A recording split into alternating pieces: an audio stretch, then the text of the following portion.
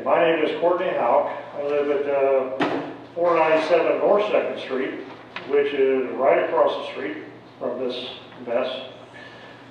We did all of this in 2017. I don't know, back at that time, Zika wanted to build 9 houses in the variance, and they got that, and then they decided, I guess, that that wasn't profitable enough for them.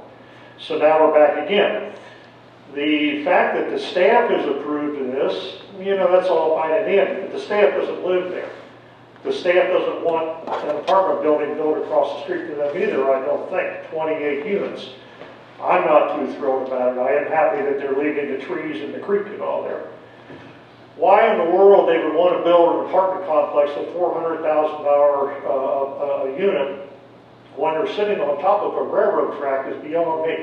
Because they're sitting literally right on top of the diesel exhaust coming off of those trains, and it is noisy. I can hear it in my house, which is a lot farther away. The ground shakes when these things come out of Loveland and they're putting the power back on. I don't see why a $400,000 investment from somebody is going to be on top of a diesel locomotive. I've lived here for 27 years. I liked Loveland at that time. Loveland has changed a lot in 27 years. In my opinion, not to the better. It used to be a Mayberry type operation 27 years ago. Now the only thing it lacks is the casino, and I don't know when we're going to get that. I guess it will be pretty soon. I would like to see something more done with the downtown traffic and the stuff down there, which is not space science. I don't know why it's not being corrected. But every night when I have to come home, I've got to go fight through Loveland. A 28 unit's going to add that many additional parking spaces and that much more traffic. The sidewalk, there's a sidewalk there now. It's not in the best of condition. How that's going to alleviate traffic problems in downtown Loveland, I'm not exactly sure. But I think one of the biggest concerns I have is the cemetery that's in the back of that property.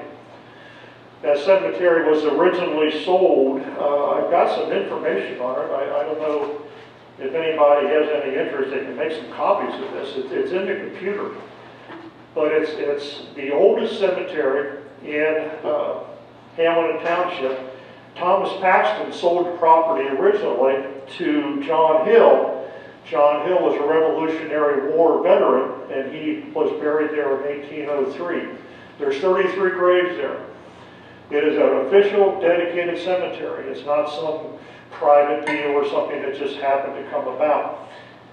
The charter reads that anybody can be buried there, still, today. There's a provision, I think, there's 33 graves there now. I think there's a provision for like 133 people total that can be allowed, and these graves are old enough they can develop well. In the previous agreements that we had with Zika, back in 2017, they were going to provide ingress and egress to that cemetery. There's some discussion about size. The paperwork says it's 3/4 of an acre. The Zika stuff says it's only about 1/3 of an acre. I don't know. I don't know which is correct. It is in the paperwork. I haven't researched it. What I would like to see, and I've been on this side of this with Zika. I used to know Mike and some of the other people involved.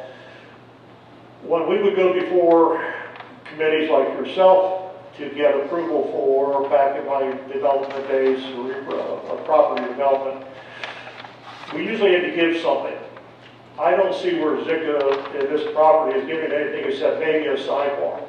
What I would like to see him do, besides the sidewalk, is restore the cemetery, put a fence around it, keep it restored, put a gate on it so we don't have all the kids out of this. They say there's no kids, but to protect the graveyard, the cemetery, because there is a lot of Loveland history in that graveyard there that everybody seems to have forgotten.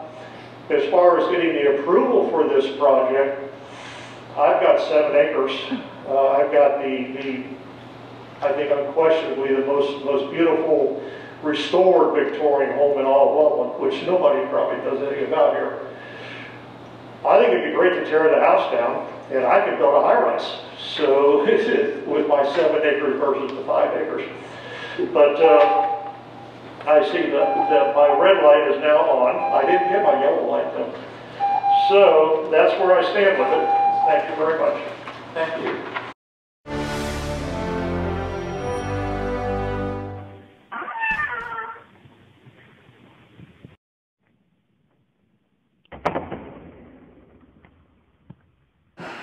Now we're cooking with gas. Yeah, we are.